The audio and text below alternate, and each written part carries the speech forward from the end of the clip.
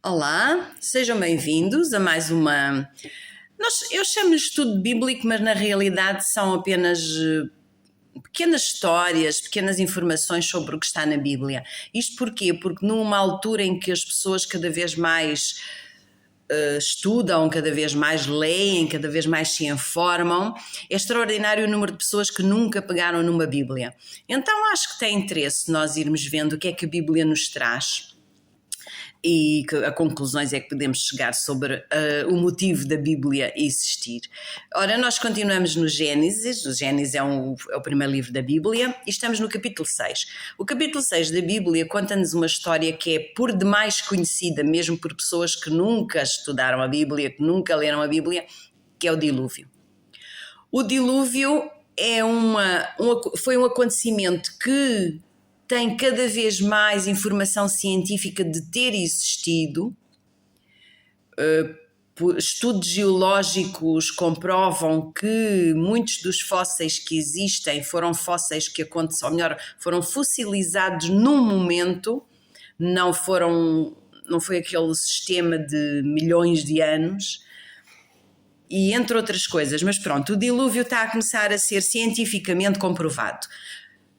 O porquê do dilúvio? Diz-nos o capítulo 6 da Bíblia que a maldade se multiplicou na terra. As pessoas cada vez mais se afastaram dos planos de Deus, cada vez mais se afastaram de Deus e começaram a viver uma vida separados de Deus, mas o problema disto é que a vida separada de Deus normalmente vai exigir, digamos assim, com que o homem arranje qualquer coisa para adorar. Porque o homem por natureza é um adorador. Quando o homem se afasta de Deus, tende a buscar outras coisas para adorar. E isso transforma as pessoas em idólatras, as pessoas afastam-se do desígnio de Deus, afastam-se de Deus. Isso aconteceu, estava a acontecer e a humanidade tornou-se muito má, muito ímpia. E diz-nos a Bíblia que Deus, ao ver a maldade que continuamente se desenvolvia na terra, arrependeu-se de ter criado o homem. O arrependimento de Deus não é o arrependimento igual ao nosso, que eu arrependi-me, já estou zangado, já não volto a fazer, ou vou fazer tudo de contrário, ou vou deixar de fazer. O arrependimento de Deus normalmente não leva ao abdicar do objetivo, mas leva à alteração do caminho até ao objetivo. Portanto, Deus, no meio quando decidiu destruir toda a terra e todos os seres viventes da terra, no meio daquela gente, ele sabia que havia pessoas tementes a ele. Uma dessas pessoas era Noé. E Deus deu indicações a Noé que deveria construir uma arca porque a maldade se tinha multiplicado de tal forma que ele ia destruir a terra e os seres vivos.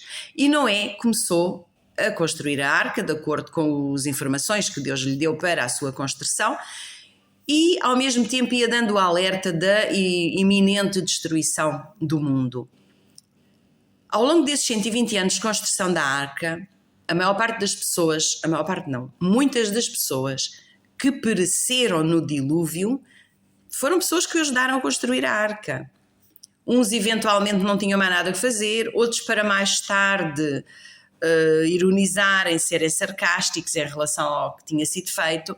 O que é certo é que Noé não construiu a arca sozinho, não é? Em 120 anos Noé teve o auxílio de muita gente para construir a arca e foi dando o seu alerta. Houve pessoas que morreram, houve gerações que foram passando naqueles 120 anos e acabou a construção da arca. Com a entrada dos animais na arca foi o último alerta. Porque os animais vieram das florestas sozinhos, separados em pares, um par dos animais imundos, 7 pares dos animais limpos, portanto já aqui nos está a dar uma discriminação de animais, e todos entraram na arca como se estivessem a ser guiados por um pastor, e estavam a ser guiados por um pastor, por uma força que não se via. Quando os animais entraram, provavelmente as pessoas ficaram um bocado preocupadas, acharam que havia ali qualquer coisa estranha. Mas os seus corações estavam de tal maneira endurecidos e afastados de Deus que nem assim lá foram. E a porta da arca fechou-se. E os corações voltaram a ficar apertados. Mas não chovia, não havia nuvens. E as pessoas voltaram às suas vidas habituais. Quando o céu começou a escurecer, quando o céu começou a ter algumas nuvens, as pessoas começaram-se a perceber que se calhar o que Noé tinha dito naqueles 120 anos, se calhar era verdade, se calhar alguma coisa ali se propunha a acontecer. E começou a chover. Quando nós imaginamos o dilúvio, nós imaginamos uma chuva forte, uma chuva contínua, torrencial, mas o Espírito de Profecia, que são livros que são baseados na Bíblia, não são nada contrários à Bíblia, pelo contrário, nos encaminham para a Bíblia e nos apresentam detalhes que não estão na Bíblia e que nós precisamos para entender, não vão alterar o ensino da Bíblia, mas vão-nos dar a nós mais conhecimento para perceber. Aconteceu, ou pelo menos nesses livros diz, que as pessoas, quando começou a chover, começaram a bater à porta, a pedir a Noé que lhes abrisse a porta, em desespero, mas Noé não podia abrir a porta, porque a porta tinha sido fechada do exterior por Deus. Só Deus poderia abrir a porta, e Deus só iria abrir a porta quando fosse a altura.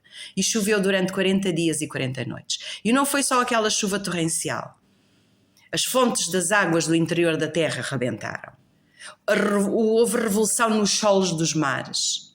As nuvens era como se se desfizessem. Deve ter havido queda de meteoritos que provocavam avalanches, que provocavam terremotos. Deve ter sido horrível a forma como o dilúvio aconteceu. Mas aconteceu.